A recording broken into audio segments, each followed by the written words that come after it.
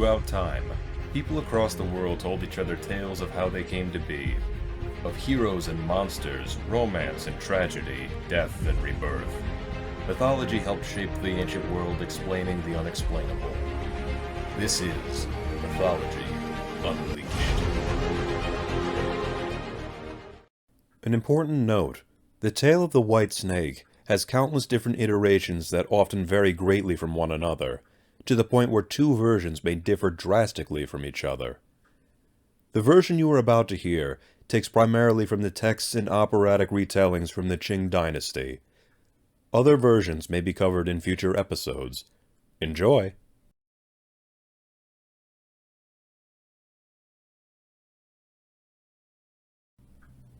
Long ago, at Mount Amay, there lived two snakes, one as white as fresh snow, and the other as green as jade, and the two were as sisters in bond.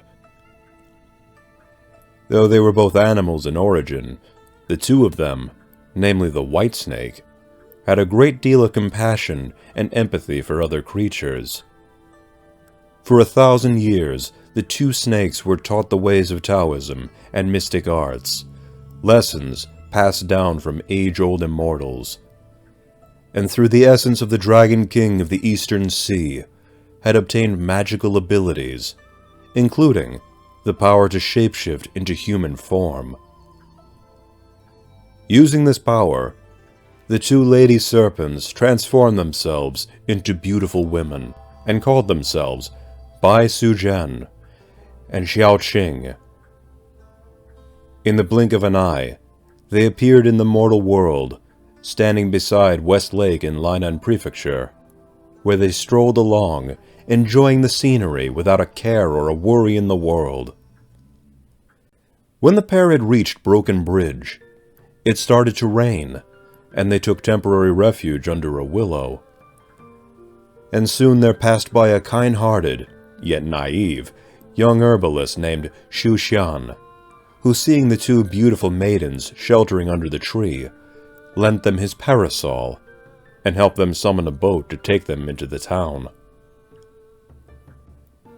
Bai Suzhen, with her enormous heart, felt indebted to him for such kindness, and she invited him to come to their house the next day so that she may return him the umbrella, and perhaps get to know this handsome, kind youth a little more. Over the course of that visit, and several subsequent times together, she learned that Xu was an orphan, living with his older sister, and working in an apothecary's shop. In no time at all, Bai Suzhen found herself falling in love with Xu Xian, and she proposed that they be married. Xu was delighted, being too poor to have any other prospects, and being dazzled by her great beauty in any event. So under the direction of Xiaoqing, they worshipped heaven and earth, and were joined in matrimony. They opened their own apothecary, and Bai proved to be excellent at blending herbs, creating new combinations for medicinal purposes, and consultation with clientele. Soon they had a thriving business, and their reputation for being equal parts helpful and kind to the people, as well as how otherworldly beautiful Bai Suzhen was, soon became the talk of the town. In time, word reached Jinshanxi, the Golden Mountain Monastery, where a Buddhist abbot named Fahai dwelt. A self-righteous man with more than his fair share of pride, Fahai quickly recognized Bai for what she was, a snake demon of potentially great danger to humans, and so he sought to warn the affable yet naive Xu.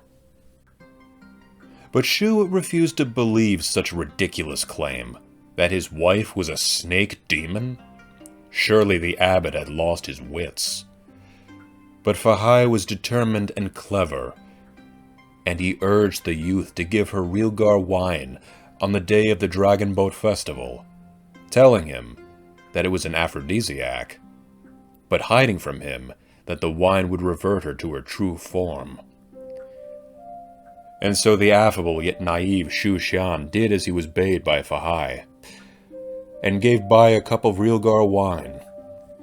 Upon finishing her cup, Bai Suzhen suddenly felt quite ill, and so she retired to bed. Later that same night, Xu Xian went to tend his wife, but when he entered the bedroom, he saw on his bed an enormous white snake. Shocked beyond all reason, Xu was so frightened that his heart seized within his chest, and in that instant, died.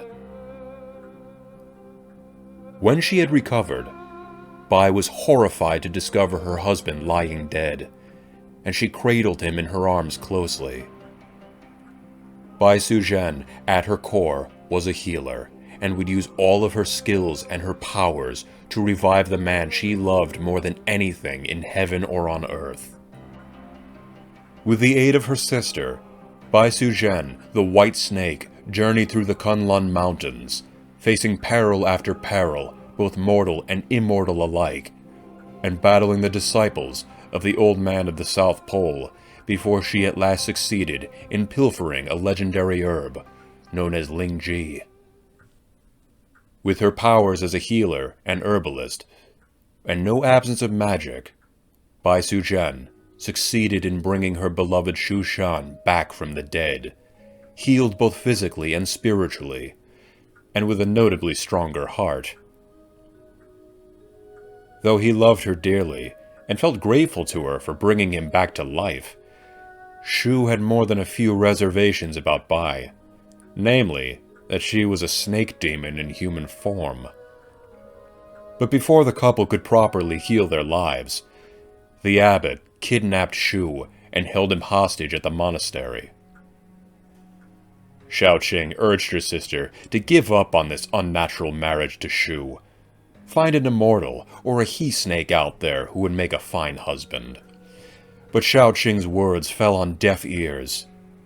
Bai had rescued Xu from the hands of death, and what's more, she was pregnant with his child.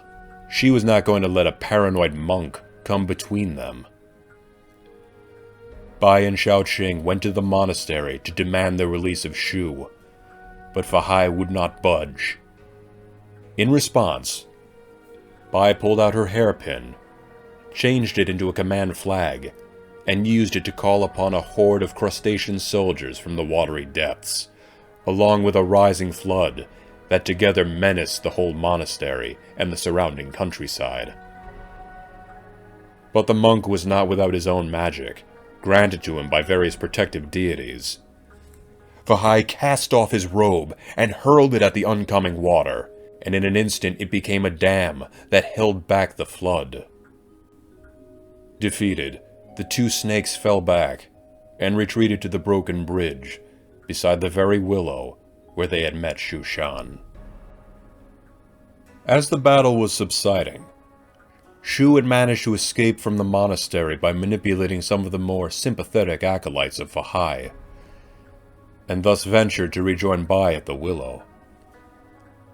Bai Suzhen, the White Snake, confessed everything to him, her origins, her powers, her pregnancy, but also her undying love for him. Xu in turn swore his own love for her, not caring if she was a snake or a demon or anything else.